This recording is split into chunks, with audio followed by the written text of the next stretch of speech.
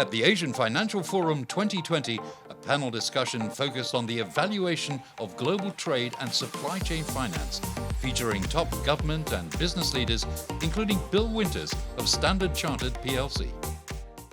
So global trade and finance were the main subject that you were dealing with at a panel discussion here at the Asian Financial Forum.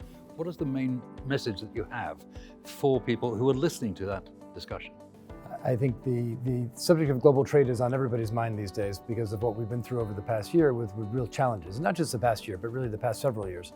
Pretty clear that the rule book is being rewritten as we sit here today.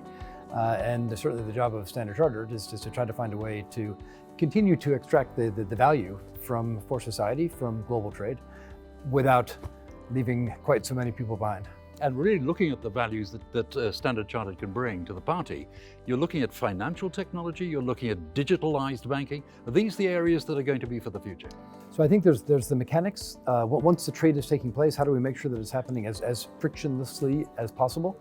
And that's whether it's using blockchain for various forms of record keeping and transaction tracking, or whether using other forms of technology, other payment mechanisms, other assurance mechanisms, dealing with the issue of financial crime, the way money moves across borders, the way law enforcement wants data to be presented.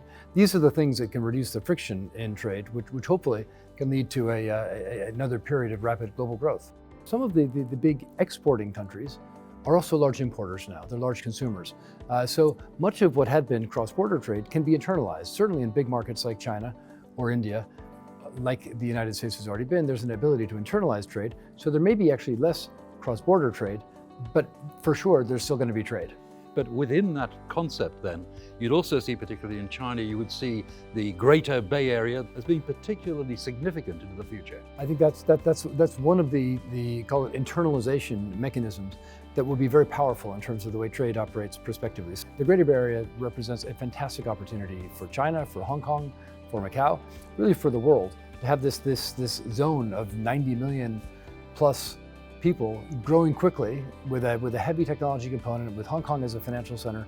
That's a fabulous opportunity. And really looking at the big ideas, there is of course the Belt and Road Initiative. Are you very much a follower and supporter of the Belt and Road Initiative where it comes to banking, where it comes to trade? We are very much so. So Standard Chartered operates in 46 of the Belt and Road countries, I think more than any other bank. We have a big business in China and Hong Kong. Of course, we have businesses throughout Asia, the Middle East, and then Africa. So that whole Belt and Road swath is our backyard. And this will be a cornerstone for global trade, I think, for many decades to come. Hong Kong is our hub in so many ways. It's our hub for Belt and Road. I mean, Hong Kong is the fundamental connector. So how would you rate the Asian Financial Forum 2020 compared to others of the past? As far as I'm concerned, it's the best.